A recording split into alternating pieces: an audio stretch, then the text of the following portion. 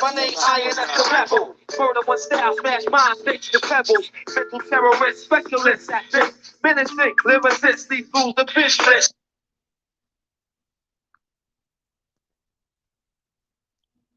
Hello, ladies and gentlemen, boys and girls.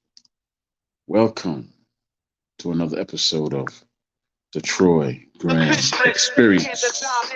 You know, let this play a little bit before I jump in here. Start to turn like police who pass in the blast. My crew bust through like tear gas, fuck a mask. We lace the place like the marshals, sparkle like diamonds, but home of a top you. Reckless rhyme start relentless, fuck it and fuck up the party for you paying motherfuckers. Once I commence for your ladies and gents, I kick rhymes, sharper than barbed wire fence. The lava direct from Killer Hill Project. Stepping out of New York, you can't help but the hall. Lay it on your dental, that's if you want it hostile. Sounds of what the ground, I write my rhymes on fossil. Tools like this force me to get you open. Lyrically, wax you up until you're soaking. Ah, that was the powerful yet underrated Inspector Deck in a long lost. He was on a Tupac song that you don't really hear this verse. This Tupac got my mind made up, and Tupac took his verse off there. See, the best verse on there was Inspector Deck said he dropped it because he said there was no need for him to be on there because the beat fell off while Inspector Deck kept rhyming. And a lot of times, and he just didn't want it on there. But see, he missed the brilliance of the Inspector Deck. But because it was Daz who was the producer, he kept it. He erased it for Tupac, but he kept it. What's up, Russia? Good to see you. Daz kept it and he put it out on his own. And that's what we had to talk about today. Counterpunch, always thank you for the support, man. Bless up your big up yourself. So that's leads us into who we're talking about today, which is Mike McCallum, the legendary boxing's legendary body snatcher, Jamaican's own body snatcher. He was the Picasso of body snatching when it comes to boxing. No one did it better, no one did it longer, and no one did it to better opponents than Mike McCallum. You know, the first man to stop Julian Jackson, Mike McCallum. The second man to knock out Donald Curry, Mike McCallum. You know, one of the few to actually beat Sum Boom Callum Way, Mike McCallum. One of the very first to push James Toney, who to this day says out his own mouth that Mike McCallum is his toughest, roughest fight. And if you go back and watch some film on James, you'll say, hey, he took a lot of that from Mike. He did. You hear the excitement in my voice because that's my countryman number one, and he is to Jamaican boxing Mike McCallum what Sugar Ray Robinson is to American boxing. He is the apex, the pinnacle, the zenith, the top. There is none better. At least not coming out of Jamaica. There isn't. There is none better. He trained at Crunk with a guy that you all might know, some guy named Tommy Hearns. You may or may not know about him, but you know, you may or may not know. What's up, Jess? Happy Easter to you too. Happy Easter. You may or may not know about the great Tommy Hearns, right? You know that right hand one hitter quitter, boom, Widowmaker, Heaven Shaker. Yeah, that Tommy Hearns. That Tommy Hearns. So yeah, man. And he could not land that right hand on Tommy Hearns whatsoever. Couldn't do it. He could not land that right hand on Tommy. I'm sorry. Tommy could not land the right hand on Mike McCallum. But a lot of times in today's boxing, these boxing fans are and there's a lot of podcasts. I have to say, at least a lot of these podcasts out here as well. And if it don't apply, then don't reply, right? A lot of these podcasters out here as well don't have the knowledge of this man. I know one, for instance, and I can say his name is cool as Nestor Gibbs. He did not know who Mike McCallum was till I said it. You're like, who the fuck is that? Like, you don't know who he is for real? I thought he was joking with me because I got offended as the conversation went on that he didn't know who Mike was. Huh. So, but Mike McCallum, I've never seen anybody, excuse me, I'm eating a tangerine, or any fighter with that who's so accurate in his body punching. I mean, he threw an uppercut to the body, he lean, boom, come back with just and come with the left and right to the. But he was like that. In 2 rounds, he dismantled the hardest puncher in boxing to me that I've ever seen. Julian, and most people have as well. Julian Jackson with just body punches. Julian Jackson's feet were literally getting lifted off the canvas every time Mike hit him with a body shot. Literally, his feet were coming up. Boom, boom, boom. Then when he fought James Toney, the subtleties and the slick stuff that he did, taught James how to do that. I wish I could call him and see if he come on the show and tell you that himself. But no, I have to go blank for that. I don't want to leave the show unattended for that today. I should have did that in advance. Well, to this day, James Ice South Tony tells the world that Mike McCallum is his toughest fight because he learned a lot from him. But let's start from the beginning with Mike. Mike is a young boy here, just like myself, from the little island of Jamaica. Everybody said Jamaica, right? Not a lot of people knew about him. He fought in the Olympics as well. Didn't fare that well, but he fought in the Olympics. Then I believe he came over here, right? And see, this is why you do research before the show, which, believe it or not, I know a lot about Mike from the top of my head. So that's why I said I should have gave myself some more time. But let's just do some reading while I wait for the crowd to come on in here. So, Mike McCallum was born in December of 1956. Ooh, December of 1956. Who competed, and he was a professional boxer who competed from 1981 to 1987. He held a world championship in 3 weight classes, y'all. I think he was the first Jamaican to win belts in 3 different weight classes. I'm positive of that. They were, let's see, the WBA super middleweight, which is 154 from 94 to 88. The WBA middleweight title, which is 160 from 1989 to 1991, and the WBC light heavyweight from 1994 to 95. He should have never moved up to light heavyweight. That's 175 pounds. Those dudes are nothing but cruiserweights that shrink down to 175. Or a cruiserweight is a fighter that is too small to be a heavyweight, but he walks around at 200 plus pounds. So he fights at like 190 plus. And then light heavyweights are too small to be cruiserweights, so they shrink down to 175. All right. Mike at his best was at 160. But as he got older, I guess he didn't want to put that much effort into training and decided to move up to 175, won the belt. I always wondered why he never stopped at 168, because there was nobody there that could have stopped him from getting the title. He just said he wasn't interested because he could have been Jamaica's first 4-time title division champion, but he never did it. But this is what we're going to talk about today with Mike. There's always been the rumors and word and everything else that you hear about with Mike, about how at the time, let me slow down. At the time, this was in the early 80s when Mike was still a young boxer at that point. There were these 4 guys that you may or may not know about. Sugar Ray Leonard, I don't know if you heard of him. Tommy Hearns, Tommy the Hitman Hearns, a.k.a. the Motor City Cobra, one hit a quitter with that right hand. And then some guy named Marvelous Marvin Hagler. I don't know if you heard of him either. And of course, bring the last but not the least, the Hands of Stone.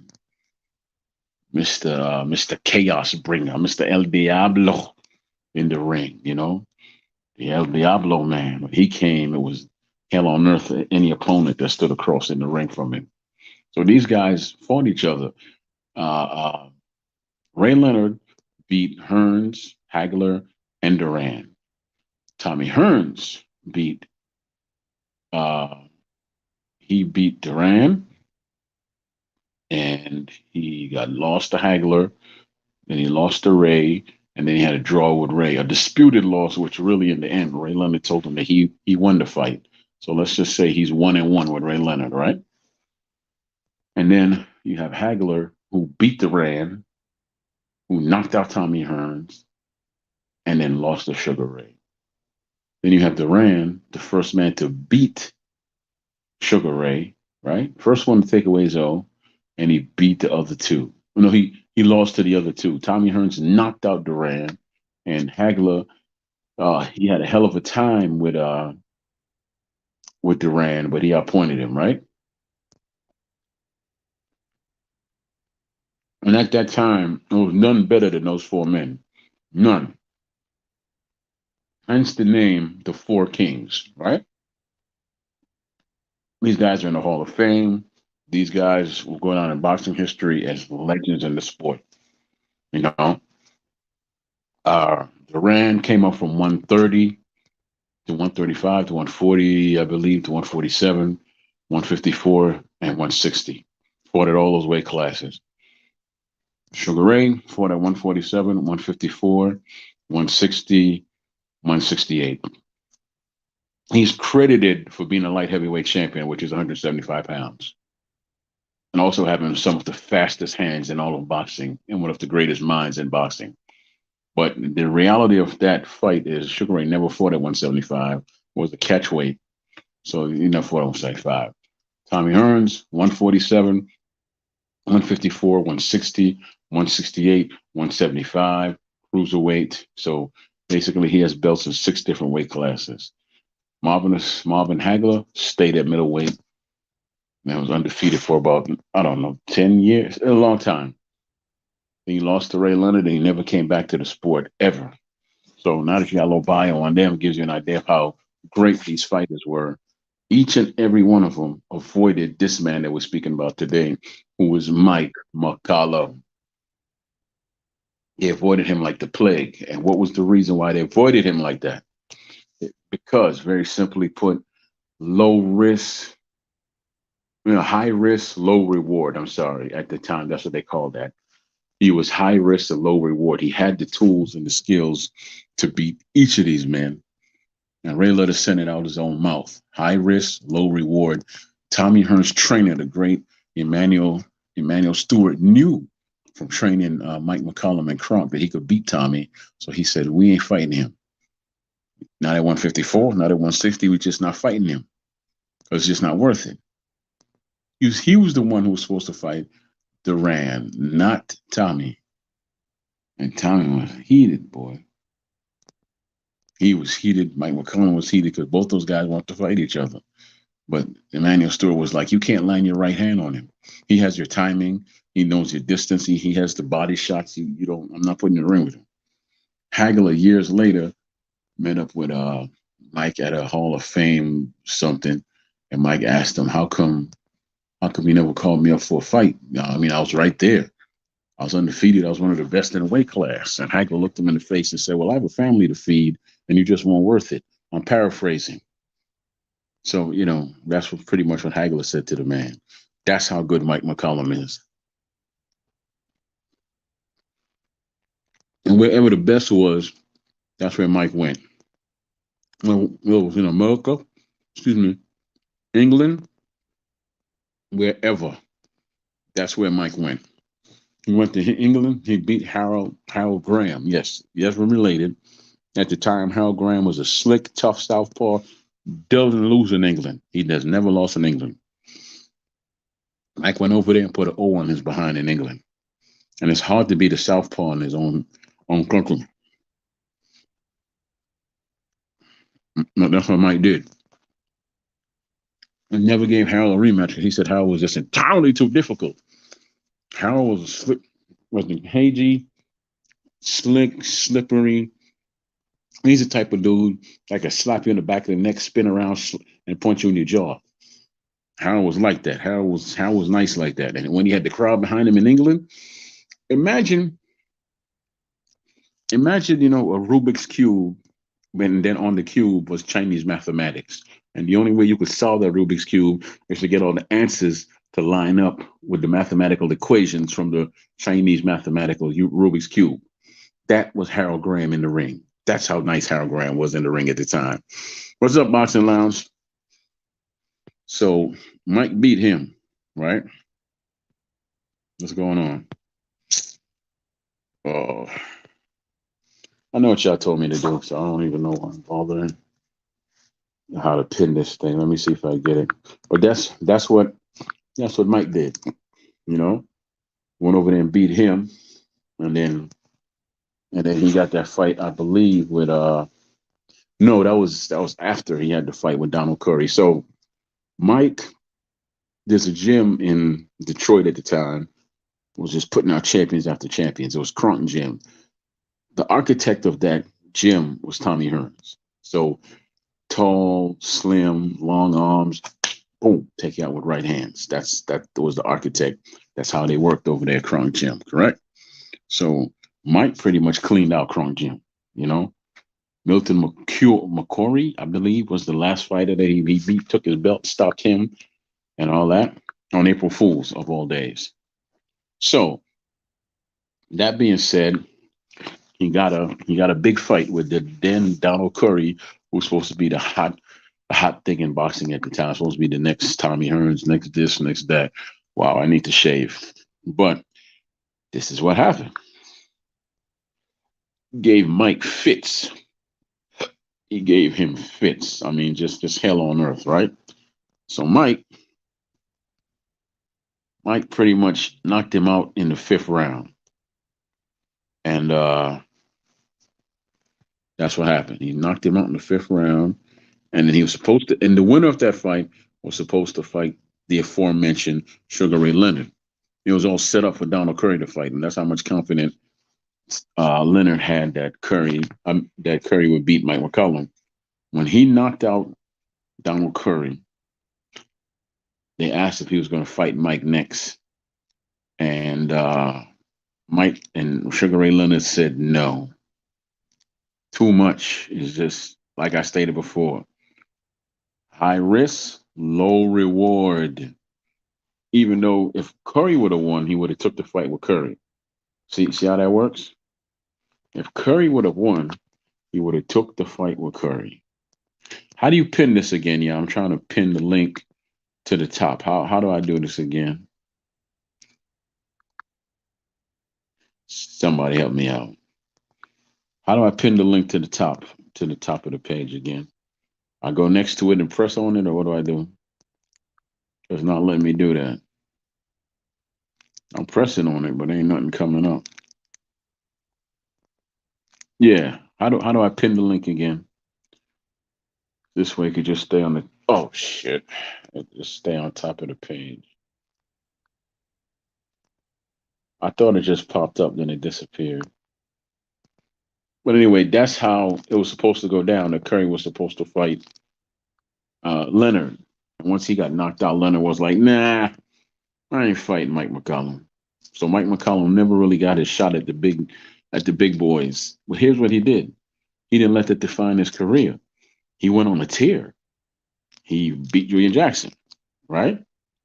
Then he went right around and he fought James Toney, even though he was mad because they stripped him off his title because of sanctioning fees. Even though he paid the sanctioning fees, they came right back and asked him for 25,000 more. He said, "Kiss my ass. I'm not paying." So they took his belt, right? And so the night that he fought Tony, it was supposed to be for his belt and for Tony's belt. Never came about that way. It was supposed to be, a unification bout. Never came about that way.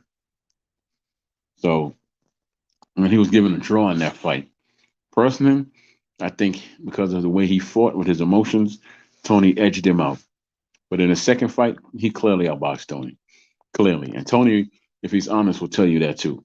He does not answer that question when I ask him. He'll talk about it, but he won't completely give me an answer, which lets me know that he knows that he was outboxed, right? So when you think about this man that you may or may not know his name, again, his name is Mike McCallum, aka the Body Snatch. Hey, Boxing Lounge, you want to jump up here because I know you're English.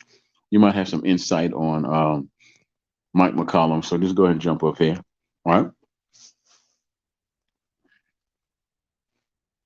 So when you think about how powerful do you have to be to have four of the greatest fighters not want to fight you?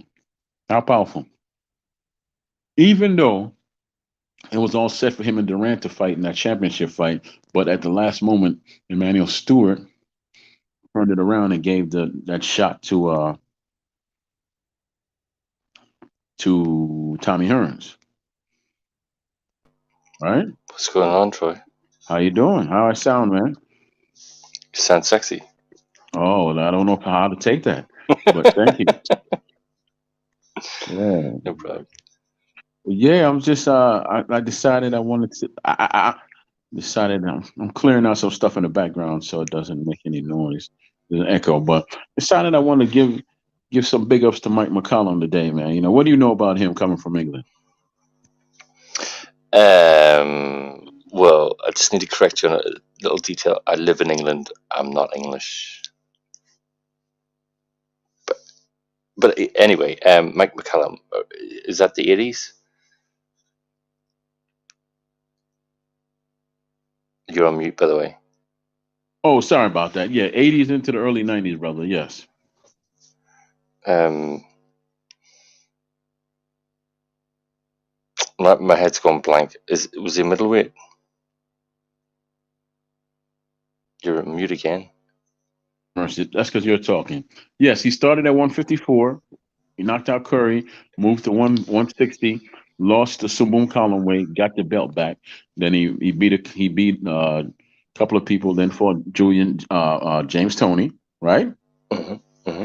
Then he moved up, fought at 168, lost to James Toney, even though he really beat him in that fight. They gave James a gift. Then he moved to 175 and he won a belt. So he's the first Jamaican to win titles in three different weight classes, which could have been four. Right. Yeah, and he used to boxing in Jamaica what Sugar Ray Robinson is to boxing in America. That's high praise right there. Did Julian Jackson, did he win two weights or was it just the one? Two. He won at 154 and 160. Yeah. Yeah. I did a show myself and Major Key where we had them both on at the same time. Lovely, lovely interview. You ever have a chance, just go watch that. Just type in Major Key interview with Julian Jackson. Forget what you heard. We had Julian Jackson on first, and then Joe Rogan mentioned him on his show, right? Julian Jackson, and then after that, Nesta had him on the show, and didn't do it because he didn't know who Julian Jackson was. Let's be honest. He said, "Yes, so you're from the Bahamas, right?" And Julian was like, "No, I'm not. From the Virgin Islands." Red Glove, jump on here, my brother. Jump on here. Let me see what's on your mind, man. How you doing, What's Red good, Glove? Red? Yeah, and thank you, ladies of iTalk. Let me shout out iTalk. It's if you only knew. I've only known these young ladies and these gentlemen for a short time, but it's a good show, positive vibes. They always show me love. Yeah, we get a little heated sometimes. They tell me shut up. I tell them go to hell. But we all come back around and show each other love. That's just human nature. That's human nature, man. I got so much respect for iTalk. So ITOK, and you can go and subscribe to their page. And there's also the ladies of iTalk. It spells like it sounds. Ladies of iTalk, ITOK. You can go subscribe and hit like with them too. Not sure the days that the ladies come on, so you gotta forgive me, ladies, but it's for the grown and sexy. We don't deal with no negativity over there. Just straight positiveness. So come on through and just let's have a good conversation. What you waiting on, Red Glove? Jump up on here, man. So yeah. But yeah, I was in the mood today. I was gonna actually my first thought was to talk about overrated fans and podcasters and boxing, but I'm like, what's the point? That's already been done 1,000 times. I said, let me give some, because you know what irritates me a lot So, nowadays. These like new booty fans of boxing that have been known boxing for 5 years, let's say 5 years, 10 years at the best. They start to say that the fighters are overrated. Let me explain something to you. You get overrated when you try to beat Father Time. That's when you get overrated, boxing lounge. Nobody, look at Roy Jones as a perfect example. His skills were out of this world. His natural born talents, I mean, were out of this world. You know that he hmm was he was a living impossibility in that ring. Some of the stuff he used to do, right? hmm But as time went on, he didn't leave. Now he's getting beat by people that he would have walked through. Walk through. You understand me? Yeah, but it wasn't I don't. just time that beat him. It was dropping all Hold, that weight from heavyweight, hold going on. to I'm like not sure who this is, but I'm gonna let him up if he's any. If he's a troll. I'll just knock him off real quick. No, it's Detective, RGM. huh? It's Red Glove Militant. Okay, okay. I wasn't sure, man. I wasn't sure if it Yeah. was one of the what's good, Ray? penis and Yep. ass brothers trying to come Is up here. But that yeah, Temperance? yeah. So Yeah, I just want to say hi to you guys because I'm on my way to. I got to figure out what I'm going to do with my old car. It won't start, so I'm probably going to jump um, in. yeah, But go. I don't know if you have any places down there that'll give you money for it for the parts and all that. We got places down here that'll do that. yeah, that's what I'm going to do. Like, if I can get it started, then I'm going to Hmm. try to sell it. But if it won't start, I'll junk it. But yeah, I'll junk it for some money. But yeah, I Yeah, just want to say hi to you. I haven't talked to you in forever, Troy Graham. yeah. Um, I haven't talked. I haven't talked to Boxing Lounge in a while. Oh, like voice, we talk in a text form uh, quite often. hmm hmm But yeah, I like to mess with him. He's a good sport. Oh, well, I tell you what, man. I'm gonna come. I'm gonna stay on point with the schedule. It's gonna be Monday, Wednesday, Friday, and then Saturday. I'll probably come on from at 4 o'clock or something like that, right? Oh, okay. And So Sunday. tomorrow you'll probably see me then.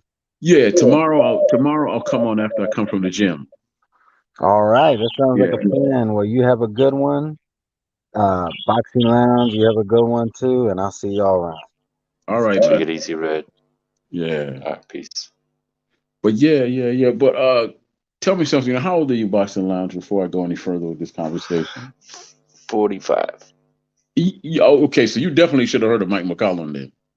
Yeah. I have no Okay. excuse. And if you don't mind, you said you're not from England. You just live in England. Where are you from? Um, Ireland. You don't sound Ireland. You sound too proper. Yeah, but I've been in England for over 20 years, Troy. So my accent's all fucked up. Yeah. Okay. So yeah, I wish I get Brian on here. Brian is Yeah, my raw and accent will uncut. thicken up if I hear him talk. Yeah. That's funny. That's funny. But yeah, but go ahead. Go ahead. Tell me what you know about him. The stories you've heard about him, or just the fights that you watched, and you were like, okay. Let's start with the fights. Have you seen any of his fights? Uh, I can't remember, Troy. I'm gonna have to look him up. That's embarrassing. Yes, but what are the stories you heard about the man? Uh, You're having a real senior moment, huh? I am. You're gonna have to throw me a bone here. Okay. Well, yeah, like I said, he fought the best of the best, with the exception of Leonard, Hearns, and Duran and Hagler, right? Uh He huh. fought the James Tonys. He fought the Julian Jacksons. He fought most of the cats in Crunk that were at 154 and 160, right? He fought Yeah. Harold Graham. He fought Boom Column Bay, right? And Colin Uh Bay beat him the first time around. Colin Bay beat him on points the first time around. He's never been knocked out ever. The only person to knock him down was Roy Jones, and he was about 50 when Roy Jones knocked him down. Right. Yeah. So, and he I'm watching is. him now. He's tidy. Yeah. Who's he fighting in the fight you're watching? Hold on. He is fighting Don Curry. Okay, this the first round. No, I've skipped. What round are we in? I think it's the first. I've just said the first or second round. It's not showing on the screen. Okay. Yeah, let me tell you what, when you have a chance to sit down and watch that fight, that is one of the purest boxing matches between two excellent fighters that you're ever going to see. You can see them thinking in the ring and countering each other at the same time. Yeah. So it's beautiful. It's like something you would tutor if you were training fighters, you would pull that out like half an hour or something before they leave out the gym and say, look, this is what you do. This is how I'm going to train you to go to the body and how to think in the ring and how to move in the ring. This is what you're going to have to do, right? Those guys are professional right there. And they Real don't, efficiency in the movement of both guys. yeah, they don't waste the movement with them. You could tell that Donald had the edge on him the first couple of rounds because Mike was thinking too much. You see that? I don't know if you can see that. Yeah, I could see that. Yeah, I can. But then you can see the size difference between them. Mike is just, man, let me tell you what. He was just like that, man. I really used to watch him and learn things from him. And then when you look at a different version of him, like, let's say if he had a son, an actual son that was a boxer, that would be James Toney. James Toney will tell you that I took a lot of stuff from him, and he's the toughest fighter I've ever had. It's not Roy Jones, it's him. That's how good he is. What did you think of the Secure fight? The performance? Oh, I saw somebody coming into his own a little bit. He's moving up in weight now, so he can open up a little bit more. He doesn't have to hold back too much because he's moving he's up feeling in stronger. weight. Yeah, he's feeling stronger. Once he plateaus at 140, then I'll know a thing or two about him. If he fights Devin at 135 right now, I think he'll edge Devin because Devin's body is telling him to move up to 140, but his mind is telling him that he's supposed to stay at 135 for right now. So if he fights him, you mark my words. If Devin fights disadvantage at 135, sounds like it. Big disadvantage. Because this guy right here, they might do a catch weight. No, they're not going to do that. They're too pure for that. These two guys right here are too pure for that. They're not going to do no damn catch weight. D-Ray Productions, big up yourself. Yeah, so these two dudes are much too pure for that, man. They're not gonna, because if you do that, it's gonna kind of taint the match, right? Because just imagine if Ray would have came in and said, "Hey, Hagler, I need you to come in at 150, 152, right?" And the night of the fight, he comes in at his regular weight, which is 158, 157. And Ray's like, see, told you he wasn't gonna make weight because he's trying to duck me, man. He's trying to duck me. Yeah. See? But such as the I hope it happens, but not at this weight class. Not at this weight class, man. He does not belong there anymore because you see how he looks real skinny now when he fights at 135, right? That's dehydration. Yeah. Yeah. So, but if you're talking about another weight class, it's probably going to be at least another year before that fight happens because obviously Secure has to have a fight at 140, doesn't he? Before he fights. Or he has to, you know what I mean? He has that. Yeah, but he's not going to go into a big first fight. He has the right frame right now to go to 140 if he wants to, How old is he? 23, 24? Who's that? Shakur. 24 years old. But yeah, but see, when I look at him, and I can tell you the Mike McCallum connection between these two, Haney and Shakur, right? Mike is in Haney's camp. Mike is in Haney's camp. Mike McCallum is in Haney's camp. Right. Like a lot of times when you see him doing things, people say, "Oh, that's Floyd." No, that ain't Floyd, because Floyd's father and Floyd, they all borrowed from Mike. Like when he throws uppercut to the body and all that. That's actually Mike McCallum. You know that stuff he does where he puts his right hand up and let them fire the left hand, and then he taps them with his right hand. That's Mike McCallum. I see. That's Mike McCallum, man. This whole thing where he hits you and then he spins you around and walks you out of the referee's range. That's Mike McCallum, baby. That's Mike all day long. And before there was Mike, there was a guy named Ezra Charles. Nice with it. Nice with it, man. So Mike is today's Ezra Charles. Yes, Ezra Charles. James Tony's his boxing son. I mean, if James could have just stayed in shape, he would have been impossible to beat. Impossible. I'm telling you, he would have been impossible to beat, brother. Yeah, but I think he probably got diabetes quite young. I don't know about all that, but all I know is that he goes to the gym now and he stays in shape and he's training people, right? You talking Tony? James Tony? You Yeah, talking about? yeah. He worked with Plant a couple of times. Mm-hmm. Yeah, he worked with Plant, just to name one guy, and I know he worked with a couple other guys just to teach him some angles and different things like that, right? Mm-hmm. Because it's hard to duplicate what he did in the ring in just a couple of months or a couple of weeks, right? Because he can still do it. He can still. This is James he's talking about. He can still suddenly step off to the side and let you throw a punch, then he'll come back and kill you with one of his own. You know? Yeah, those pot shot counters. Yeah, because he makes you pay for missing. Yep, It ain't no joke, baby. he He does. makes you pay for missing, man. But that's a lot of things he picked up from Mike. Because I always said to myself, I'm sorry, if Mike McCallum was not upset that night when he fought Tony, right?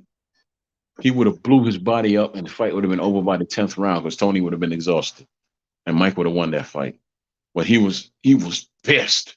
I've never seen him headhunt like that in my entire life, right?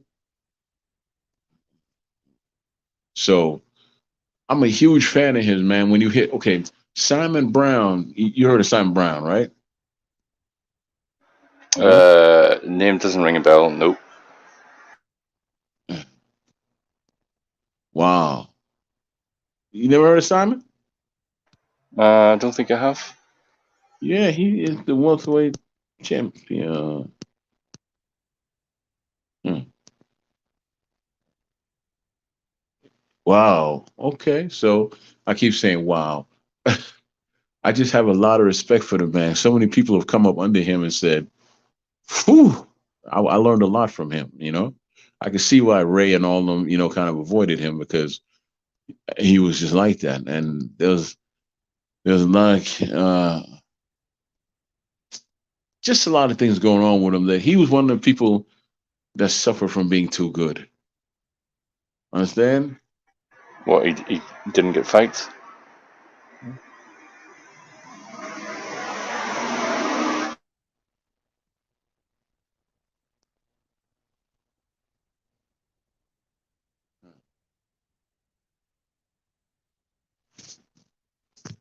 You still there, Boxing Lounge? Yeah, just 1 second. I'm just picking up an order. Okay.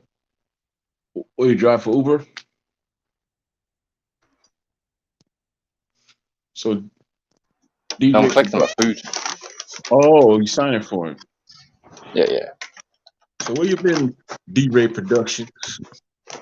Not to be confused with Boogie Down Productions. The bridge is over. The bridge is over. What about I? The bridge is over. Mm.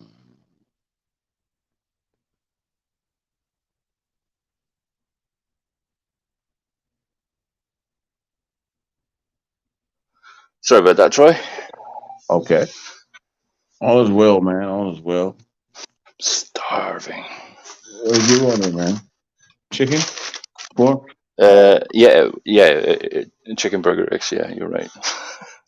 Oh.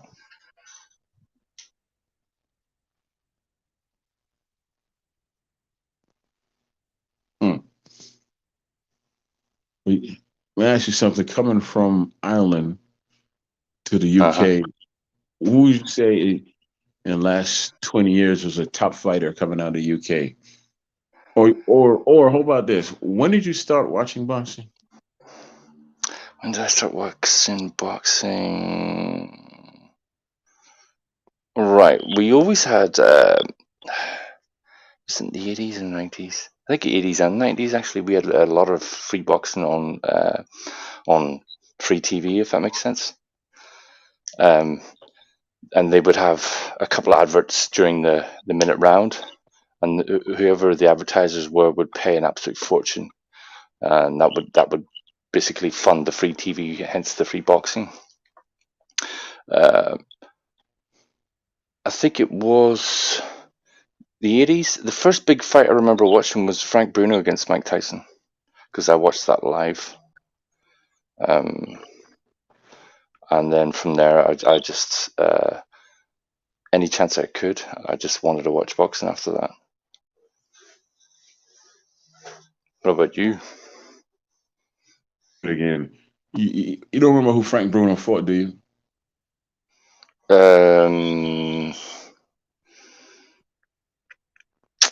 Tim Witherspoon. He fought Tyson twice.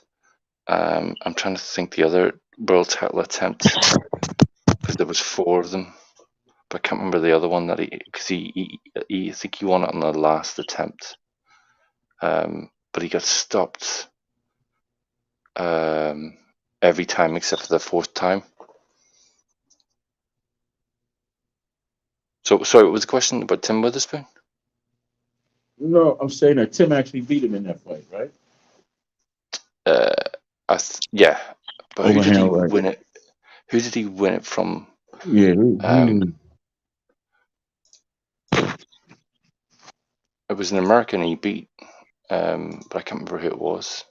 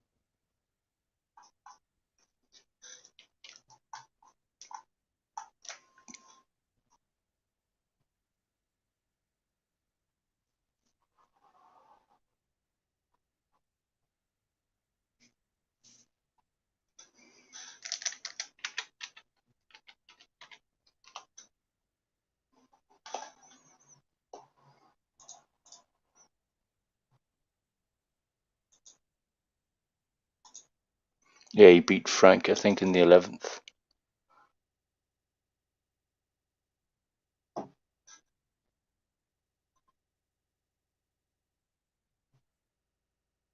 And that was at Wembley as well. Troy, you on mute?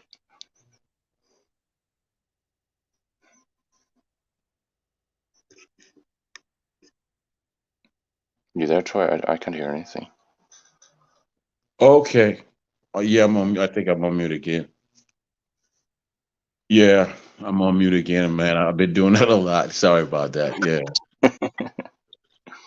But yeah, man, I just think, well, in this era of boxing, a lot of the older talented fighters like Mike McCallum being one of them, since that's what I'm talking about, don't get the respect that they deserve for the things that they've done, you know. You don't really hear name thrown around. You hear other people's name thrown around like crazy, but you don't hear their names, you know. And Okay, so I've got a question for you about Frank Bruno, right? If you took Frank Bruno out of the generation that he was in and you put him in today's generation, do you think he would do better than AJ or around the same? better Or, than or AJ? No, worse? he wouldn't do better than AJ, but he would last. He would last. He was a whole lot more durable than people give him credit for, and he gave Lennox Lewis fits. He Oh, gave in the Lennox, first fight, yeah, he yeah, he was gave him. he was. Yeah, Oh, that was the best performance I think I've seen from Frank. Was the first fight. yeah, he gave Lennox Lewis hand. So and he hurt Mike Tyson, the first one to ever make Mike Tyson take a couple of That left steps hook. backward. Yeah, so what's up, Con Shinery? You want to jump on the panel? The link is up. Just scroll up because I forgot how to pin it. But yeah, I think being as mediocre as the heavyweights are today, he would have a good time. He would do some damage. I mean, hell, I wouldn't mind seeing him and White do something, right? But against a mobile heavyweight like say Tyson, he get embarrassed, right? Because Tyson wouldn't stand in front of him. He would slip and move. But Yeah, yeah, yeah, yeah. yeah, because he's kind of he came straight forward and he didn't have an extra gear. It was just I'm coming forward now. Here comes my right hand. He didn't have that. It was He kind didn't of have it. classic European style, wasn't it? Yeah, but when he was right though, he was right. Yeah, yeah. That's what the fun is lacking today, I think. But I tell you what, man. Anyhow, I get to watch a lot of these older. Okay, because the fight I watched yesterday, right, was Hmm. Maurice Blocker and Simon Brown. Have you ever seen that fight? Nope. Good Lord. Okay, but those two were the best of friends, childhood friends. That was the day that Simon went to Don King's house and he showed him his wall safe. Told him, take out how much you want. He goes 20,000 or 30,000 or whatever have you. Spend, spend it wisely, right? Hmm. You know what came next, right? He lost his What's that? Bible. And then he had to sign to fight his best friend, Maurice Blocker, for the WBA fight belt, and Simon had the IBF belt, right? Hmm. And he knocked him out. I mean, he knocked him out to where his eyes were rolling in the back of his head. Damn. And that was his friend? Yeah, and he was crying afterwards. Simon went up to him and hugged him for the longest time and kept telling him he was sorry. I'm sorry. I'm sorry. I'm sorry. I'm sorry. Yeah, but man, that was really consuming. But that was Mike, man. Mike never really raised his voice when he spoke. He spoke. He was a gentleman, but he was a gentleman's warrior. Like at at 154, he beats Charlo right now and takes all his belts, right? And 160, he'll beat Hmm. all the current champions, every last one of them, right? Hmm. If he goes to 168, he'll beat every 61, 68 pounder. And yes, I mean Canelo too. He'll beat him. Mark my words, he will beat him like he owes him money. He'll beat him, man. You know? And Hmm. even if he decides to go to 175, those guys would be too big for him, honestly. So he might have some trouble with Bivol, right? But the other one, the one who's stiff, the other European one who's a big puncher, but he's stiff. What's his name? You got to give me more than that. Well, it's two of them up there whose names start with B. One of them beat Canelo. That's Bivol. And what's the other one? Hmm. Floyd. Because the fight that I would have loved to see, Pioro, what's going on, Pioro? The fight that I would have loved to see if they could have fought in their primes, well, whatever their primes were, was Hopkins versus Mike McCallum. You know? I actually would like to see Hopkins against uh, Tony in their prime. Mm-mm, mm-mm. It would have been Roy Jones all over again. He couldn't do nothing against. There's no Hopkins didn't have nothing, nothing. I mean nothing for James Tony. He would have got beat. I think James probably would have stopped him.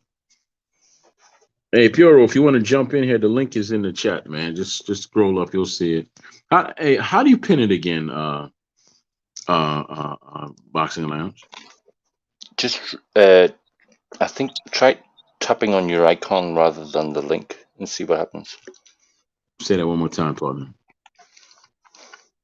Try tapping Hmm? on your icon next to the link that you posted and see if it gives you the option to pin.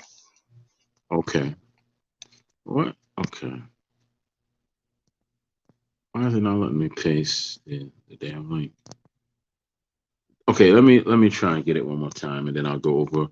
I gotta go to the what you call it here. I don't know what's going on, man. I'm trying to copy this thing, so I don't want to send it to no damn device. I just want to copy it. Just Copy. I No, can do it if you want. I'm doing something. Post. Yeah. Here we go. Okay, so now it's in the chat again. So get on my tablet and do what to it now? Right, you see your icon. It's either your icon or your name. Try tapping on those to see if it gives you the option. I'm tapping on pin. them. I was pressing them. Yeah. So many tears I cried to keep our love alive. But Okay, it ain't. so the link itself, if you like long press it for a couple of seconds, does it give you like a drop down list to pin? No, it sends me out to the chat. It sends me out of the chat. Let me pull it up right here. So many tears I cried. So you said tap it. I'm tapping it, but it just is gonna send me to the studio. So long press the link at the end, or where do I long press it? No matter where? Huh? Boxing Lounge. Yes, Jess, I'm trying to pin it.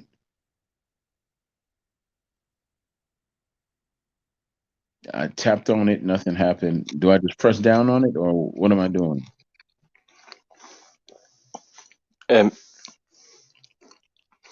Don't worry about it too much now, Troy. You've reposted it. It's there. Okay. Yeah.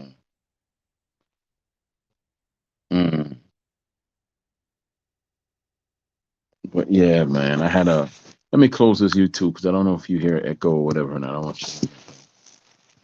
But I sound clear. There's no echo or any static. No, there's no echo. Hallelujah. But yeah, man. So right now, who would you, if you had a list, I'll give you three. Who are the fighters that you appreciate, like the top three?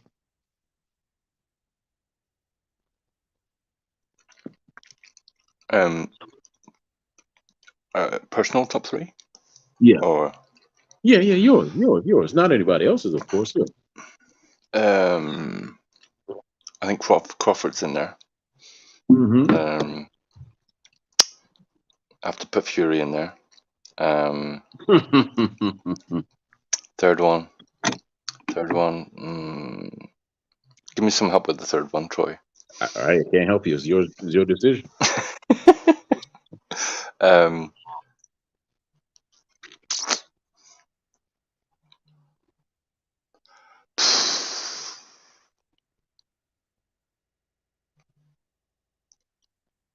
I don't know on the third one. I'm going to have to come back to you on the third one. Okay. I'll tell you what the eye gonna do. If I had to name them, this is from overall. I've always been a huge fan of Joe Louis. He's always going to be the top of the heap for me, right? You want to know why? Why? He's never off balance. Unless he was getting knocked down. He was never off balance. You notice that? Well, I don't know if you watched any of his fights. But yeah, I did. He had a 6-inch left hook too. And he didn't lose rematches. He didn't lose rematches at all. No. When Jersey Joe Walcott beat him, he said, Joe called his people together and said, call up Jersey Way, find out the number we need, and give it to him. And that's when disappeared. They all disappeared on him after that, you know. Nobody wanted to be bothered with him. But man, I wish this cat was more outspoken. This cat being Mike McCallum. He's just not that. He's not that outspoken. He's a very humble guy, much like Tommy Brooks, right? Mm-hmm. So it was. I think it was. When did the heavyweight limit change from 180 something to 200? It was never a limit of 180. It's just that the fighters were coming in at 180, 190 back in the day, and then you mean when did they start but surely becoming there's giants? a minimal threshold. Do you know what I mean? No, because even what's up, Hero? Even when Joe Louis was fighting, he was coming in like 185, 190, and all that, right? There was a dragon in town. Exactly. His name, a dragon. I mean, a giant. a giant in town by the name of Primo Carrera, Italian guy, right? 6'5", 200 plus pounds, right? Hmm. Couldn't bust a grape, couldn't fight. He was just big for nothing, as they say, right? And Joe Louis, I think, beat him the first time, and he beat him all. He beat him all the damn time. I'm not talking about. So it was never like a size limit with the heavyweights ever, ever.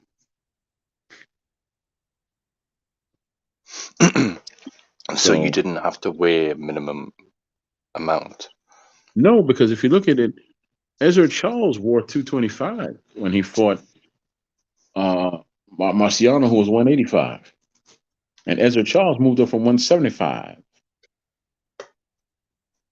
Tell you how big he Uh, really was. It's quite a disadvantage. For who? No one told you to take the fight. And plus, on top of that, if you could fight like Joe Louis could fight, you were A-OK. Puro came and gone. He came and gone. What's up with that, Puro? Yeah, because if you look at it, when Mike jumped up to 175, right? Mike McCallum, he won a Hmm. belt up there, but then he stayed up there. Shouldn't have stayed up there because the next guy he fought was a shrank down heavyweight, Francino something, Italian guy, right? Hmm. And that guy beat him, and then he moved up, and then he got beat, and you ever seen him since? Hell, you know. Hmm. Whew. I'm sorry, man. I'm here fighting sleep as well. I'm talking at the same time. I've been on here for going on an hour now, right? So hour and change. But yeah, when he moved up to 175, those guys he was basically fighting with cruiserweights, uh, boxing lounge, right? Hmm. And so it was rough, man, because the first fight he won, Jeff Harding, I think was the guy he beat, Englishman, or was he Australian? You tell me. I think he was Australian. Troy Waters.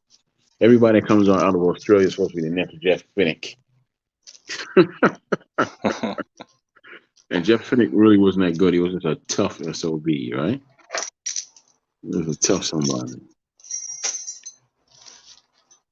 I don't even know what the dog is over there. Like, what's the famous dog in Ireland and all that now? Over here's a pit bull, of course. Don't tell me you don't know. uh, uh, we've got an Irish Greyhound, but nobody ever has that dog. Yeah, but if I had to put Mike in there now, let's start at 154, right? If I had Hmm. to put Mike up against Charlo, he'll just simply outbox Charlo with all that aggression he has, right? He'll outbox him. Plain and simple. He's got championships right now that I'm thinking about at 168. He'll fight the one guy for Alvarez because of pride will fight Mike for all his belts at once, right? Hmm. And then he'll lose, and then they can have a trilogy. The second fight be a draw. People be booing. Then they say it's got to be a third one. And Alvarez tell him to come to Mexico to fight him. No,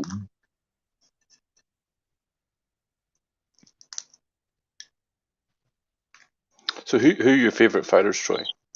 I'm sorry. Who you, or Overall time, Mike Holyfield, well, Joe Louis, Mhm. Holyfield, and Mike McCallum. Mhm. Those are the top three, and then you could put in Purnell, Simon Brown, and wow, I don't know the three rest, but Shields, yeah, yeah, man. You throw Carissa Shields in there. I like her. Name me Yeah. some of your favorite Holyfield fights. Oh my gosh, the one where in a 12th fight where he fought Dwight Muhammad Kwawi for his belt, and the Hmm. rematch with Kwawi when Kwawi came in and he was like, "Mr. Holyfield, I'm going to knock you out, Mr. Holyfield. You wait and see, Holyfield. You're getting knocked out this time." Well, there was a knockout, but it wasn't Mr. Holyfield. that got knocked out, right? And then he moved up to heavyweight and fought Michael Dokes. That is a fight that if you watch it, you'll never forget that fight. Ever. You hear me? Uh-huh. So those three right there. Yeah. I'm trying to think if I've seen the Dokes fight. Huh? I'm trying to think if I've seen the Dokes fight. It might have been a long time ago. Trust me, if you saw it, then you damn sure wouldn't forget it. You would not All right, forget all right. it, man. It was like that. Riddick Bowe and all that. That was a good fight. This was nonstop, nonstop until the end. There was no question who was going to win, but well, then it was a chance. Get up, Simon. Simon at the time when he fought his best friend Maurice Blocker, in his corner he had Maurice.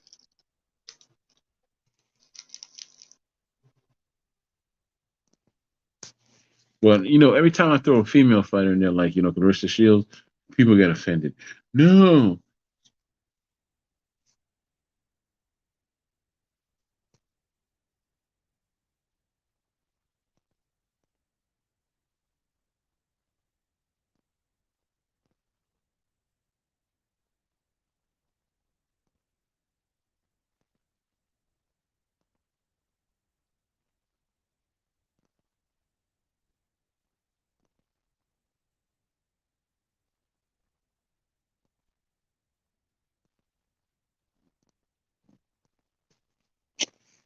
Man, who else did I see this man fight? Because sometimes you draw a blank when you do these things. That's, especially when you do them like I just did this post. It's kind of it's spontaneous, right? Because I usually give myself 24 hours. I post it, I let it run for 24 hours, then I do some reading. But because I know so much about Mike, I neglected to read as much as I normally do, right? You still When there? you say, when you say post, what do you mean? Huh? When you say post what? Oh, I put it What? on. I put it on all social media. I put it all over the place. Facebook, Oh, I see. yeah, Mm-hmm. Facebook. What's the other one? On the gram. Once I'm blocked from. Hmm, hmm. What? I couldn't help you because I'm blocked. No, I'm not blocked off Facebook anymore. I was. So I would go on these conservative sites and just open up hell on them, right? Going renegade. And yeah, I can't stand Donald Trump's terrorists. That's what I call them. Mm-hmm. But to me personally, Mike, to me, it was something you don't see come along every day. He was a dedicated worker that became basically a folk hero. You knew he was going to win before the fight. You just knew it. In most cases, you knew, but in some cases, you was like, I don't know if Mike can pull this through. Michael Watson, you heard of him, right? Of course. Okay. Well, he was on a tear. At the time, he had beat Nigel Benn, and I think he beat Chris Eubanks as well, right? Oh, he didn't. He beat him, but he didn't get the decision.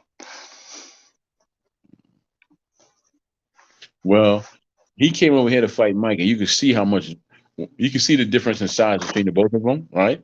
Mm-hmm, mm-hmm. Man, Michael Watson was a really, really, really balanced boxer as yeah, well. he was very steady in the ring, and I want to say he was Jamaican too, wasn't Yeah, I think he was. His parents were Jamaican. I don't know if he's Jamaican born though. he? No, he Like, wasn't. He was where his parents were, but he did his thing while he could do his thing, and then time waits for no man, right?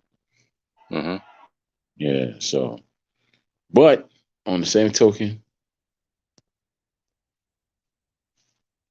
Mike, who did I just say? Who's the fighter I just mentioned?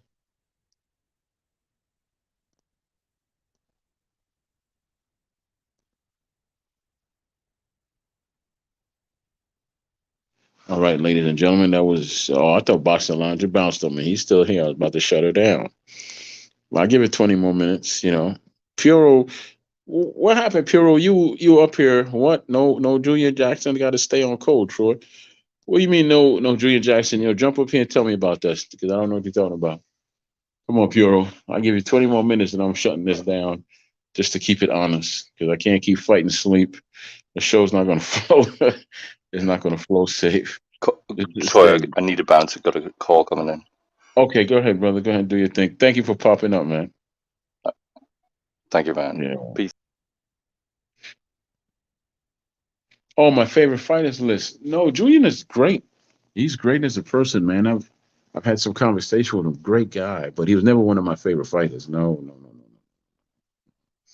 He is he is a good guy to watch, and I love watching him work. But he was never one of my favorite fighters, buddy. Okay. I definitely I definitely would not want to meet Julian Jackson. I had and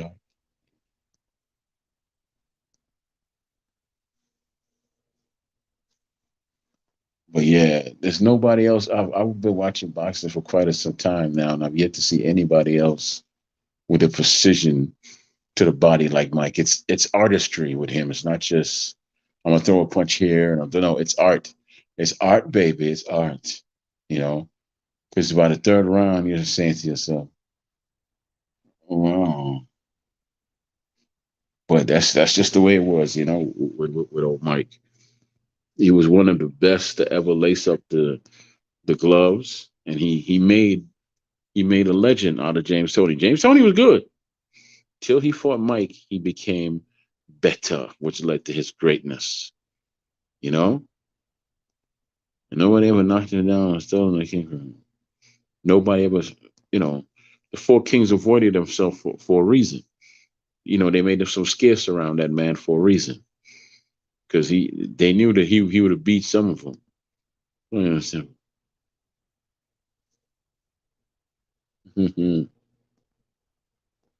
I think this is yeah. I'm trying to picture him right now in the ring with Bernard Hopkins. That would be a beauty to behold right there. They're both technical fighters. Well, Bernard gets away with some slick things in the ring. There's not a lot of people know how to combat that. Mike does though. Mike definitely knows how to combat it. So yeah. But gentlemen, ladies, let me thank everyone for coming out because this sleep is beating your boy up. I went to church today, y'all. I got up at 6 in the morning and been up ever since.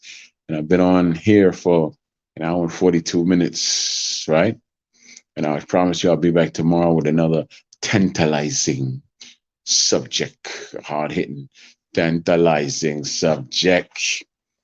Okay, so let me thank everybody that came out here. Of course, just the ladies of I Talk. Russia from the ladies of I Talk. Counter Punch Boxing News CBN. Big up and bless up yourself. Okay. All right, ladies of I Talk.